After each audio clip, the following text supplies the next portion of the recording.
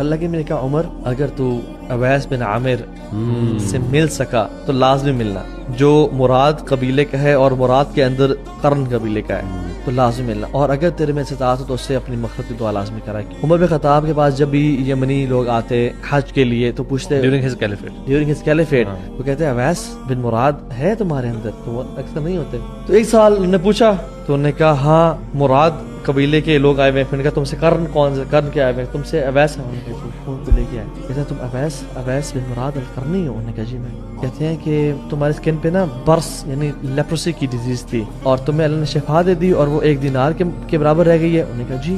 تو انہوں نے کہا کہ میں نے اللہ کے نبی سے سنا کہ ایک شخص ہے یمن کا مراد قبیلے کا اور قرن قبیلے کا جس کو برس تھا، یہ اللہ کے نبی نے اس کا نام لیا، لیپروسی تھی اور اس کو اللہ نے شفا دے دی سوائے 1 دینار کے سائز کے مطابق، اور وہ اپنی والدہ کے ساتھ یعنی بر ہے، نیکی کرتا ہے، احسان کرتا ہے، اور کیا کہا کہ اگر وہ اللہ پہ قسم کھا لینا تو اللہ سے قسم کبھی لٹائیں گے نہیں، اور عمر اگر تیرے میں استطاعت ہو تو پھر اسے استغفار کروانا اپنے لیے۔ عمر بن خطاب نے اس کو یہ کہا کہ میں نے اللہ کے نبی سے سنا یہ ساری باتیں جو میں تمہیں بتا رہا ہوں، تو میرے لیے توبہ کی دعا کرو، استغفار کرو۔ تو اویس القرنی نے ان کے لیے توبہ استغفار کی، اور پھر عمر نے کہا کہ میں تمہارے لیے کچھ لکھ دوں تمہارے یمن کے گورنر کے لیے۔ عمر بن خطاب نے پوائنٹ کیے ہوئے ہیں تاکہ وہ تمہارے لیے آسانی کر دے گا، یعنی ان شارٹ کہ تمہاری زندگی کی ٹینشن ختم ہو جائے گی، تمہیں جو چاہیے کو ملے گا، تمہیں ریسورسز، ایکسپرٹیز، ایفرٹ تمہیں سب کو عطا کیا جائے گا۔ تم ایک دفعہ بس کہو میں تمہیں لیٹر لکھ دوں گا۔ انہوں نے کہا نہیں، انہوں نے کہا I want to be from the poor one, مجھے کچھ نہیں چاہیے آپ سے۔ اینڈ یہ وہ شخص ہے، یعنی مختلف تابعین کا نام ہے، عبداللہ بن مبارک، سعید بن مسیب، لیکن علماء کہتے ہیں کہ اللہ کے نبی نے ان میں سے کسی کا نام نہیں لیا،